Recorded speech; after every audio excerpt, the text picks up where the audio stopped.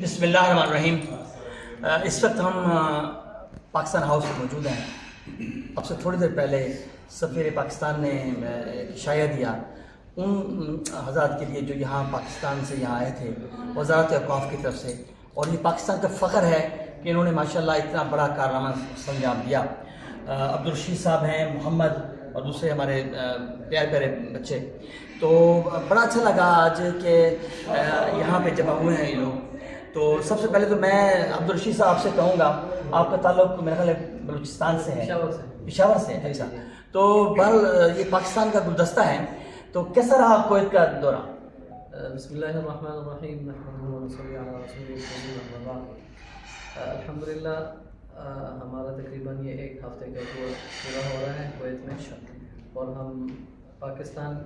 کا نام لے کر ادھر آئے تھے، اور اس نیت سے آئے تھے کہ ہم یہاں پاکستان کا نام روشن کر کے واپس جائیں گے۔ الحمدللہ ماشاءاللہ اللہ تعالیٰ نے اس میں کافی کامیابی عطا فرمائی،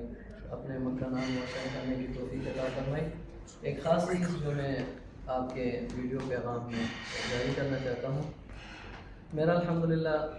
قرات کی فیلڈ میں کافی ممالک میں سفر ہوا ہے،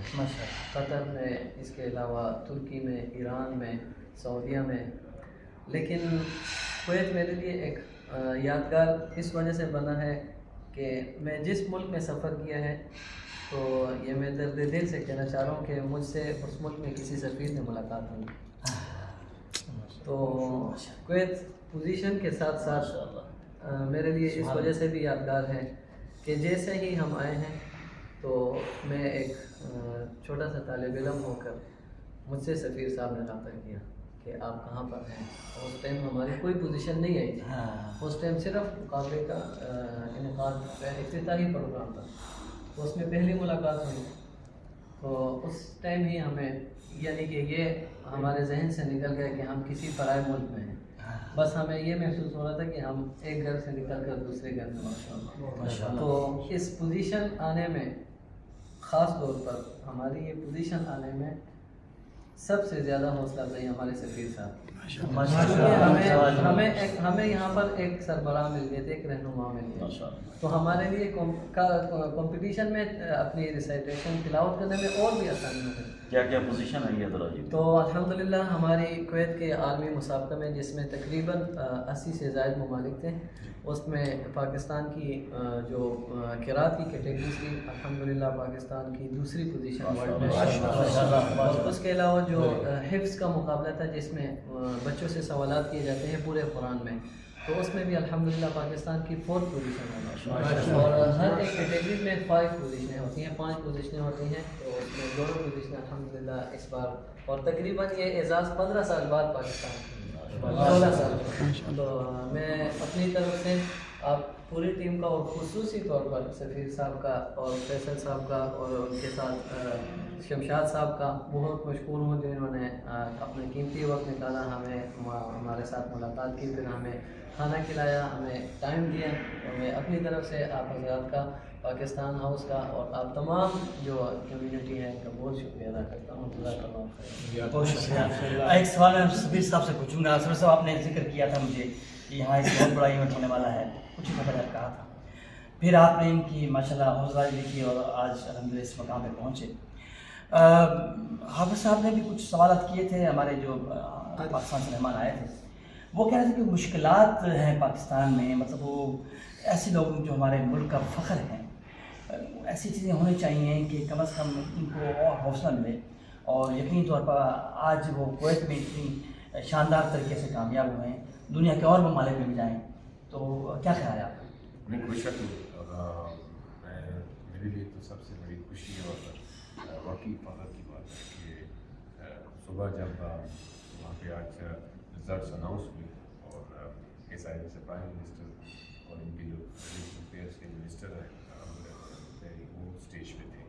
اور ان کے ہاتھوں سرٹیفکیٹ دیے، تو جب پاکستان کا نام لیا گیا اور پھر ہمارے جو ماشاء اللہ یہ معصوم چھوٹا سا بچہ، جو نوجوان ہے، جب اسٹیج پہ گئے ہیں تو خوشی اور ایک فخر کی کیفیت تھی، باقی کوئی شک نہیں۔ میرے ساتھ بحرین کے امبیسڈر بیٹھے ہوئے تو میرے ساتھ ہوں، تو جب لائن میں इसको देखा उन्होंने तो मुझे